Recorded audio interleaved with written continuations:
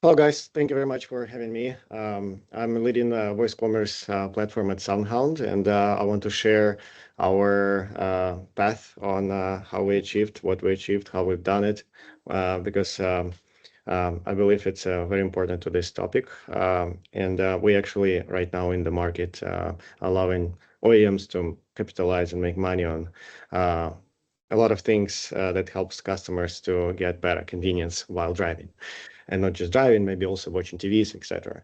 I believe we can go to the next slide right away. I think most important point here is that you already did a poll about the profitability of voice assistants, and it seems like most of those are non-profitable. And from my experience, I can tell you for sure that less than 1% of OEMs actually making any money. Actually, zero of them making any money. And this is mostly because AI assistants, they actually answer questions, but agents complete transactions. This is the major difference. And this is why we see this major shift from voice assistants, passive voice assistants, to AI agentic assistants. And while passive assistants can help you to, let's say some information, maybe turn on the light, turn off the light, open the window, etc. However, they will not be able to help you to make money. They actually are the ones who spending your money because it's still using your tokens. With agentic AI, I believe SoundHound kind of jumped on this train with a unique position because SoundHound already had a lot of brands, consumer brands specifically, on the platform that SoundHound been powering for 20 years to help serve customers when they want to order drive-through or when they speaking with some other businesses on the phone. So the core the core feature of the voice commerce platform is actually a commerce layer that allows agents to transact and act on behalf of the drivers or users of the OEMs. This is actually allows us to come to finally to this future where we can see a car helping you to order your coffee on the way that you usually order. And actually, you don't even need to say that. The car remembers that when you navigate home or when you navigate to the work, it actually will suggest you, how about we'll place the order for your regular coffee at Black's Coffee.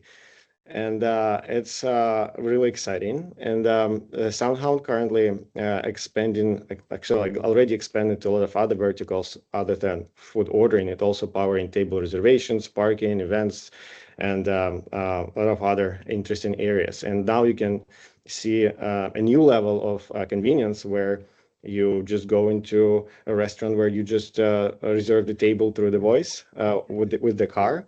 And at the same time, car can find you parking nearby because it's a busy hour, and the smart car knows that, and it will provide you this convenience with the goal to make your life easier and better. But at the same time, with this small kind of help, it also generated 2 transactions and made money for the OEM. So this is really exciting. Let's move forward to the next slide here. I want to also share a little bit exactly on a few options, kind of a few most important things that we discovered while working with OEMs and consumer brands on how actually we can generate money. Of course, they are all starting from transactions. This is the core. If you don't own transactions or you don't do transactions, you don't make money with AI. Customers are now moving from subscriptions. They go directly into pay for the benefit that you delivered to me. So with per transaction, we allow OEMs to make money on the convenience fees that they charge to the users because users already get used to pay cents or $1 for, let's say, coffee order. For each order, we know we have those convenience fees. So it's already a general adoption on the public, and we have no issues on extending this to the OEMs. Why not? Because it's real added convenience. At the same time, you can also tap into transaction/commission that you can make from the restaurant or the brand that you help to facilitate this transaction and bring the client to. There's also a partner-funded discovery, and here it's very interesting. You might think it's ads, but actually it's not ads. But you can charge brands for ads here. So here's an example for you. If you looking to order Black's coffee, for example, right? Then the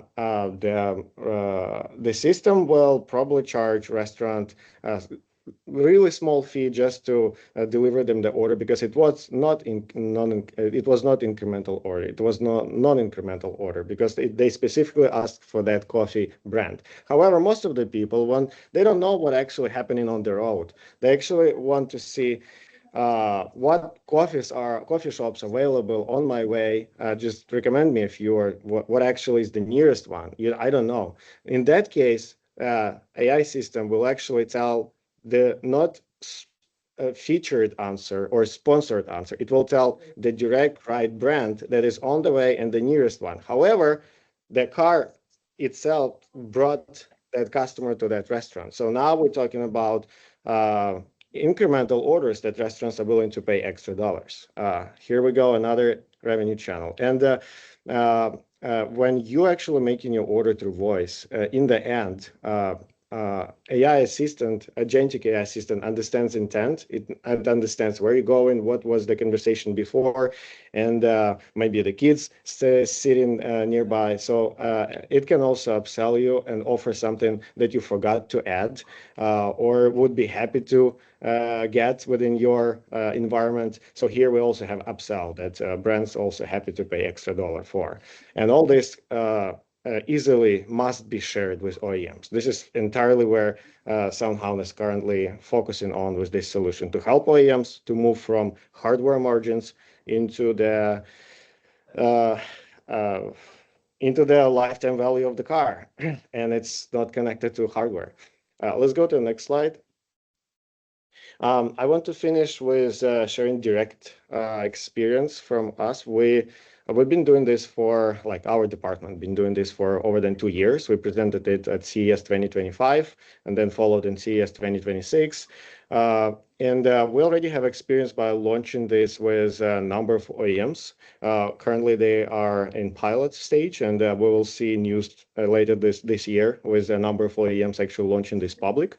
And the biggest note that we noticed, first of all, they're not actually ready to launch anything agentic. They're still figuring out their strategy there. And first recommendation for them is the only long-term strategy here is to get architecture right that will support agentic kind of agentic AI, and will allow them to evolve without significant changes on the head units.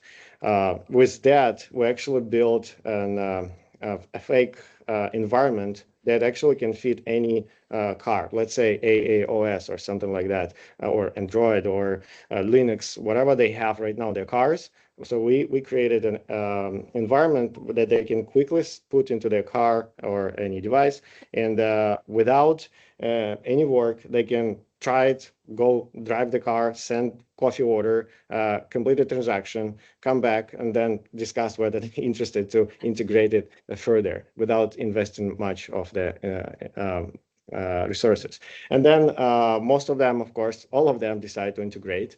Then they run smart pilots, because we allow them to control which cars, where, which drivers have access to this feature, and they see all the details on how exactly they want to implement, thanks to pilots and thanks to gradual rollouts, and they actually getting into proper feedback from users, and that allows them then to have a successful scale further down the road. And this is not about months or 5 months or 6 or like 1 year of the transition. This is actually, this takes years, and whoever starts now actually will win most of the customer convenience, I believe. That's it. Thank you very much. Great.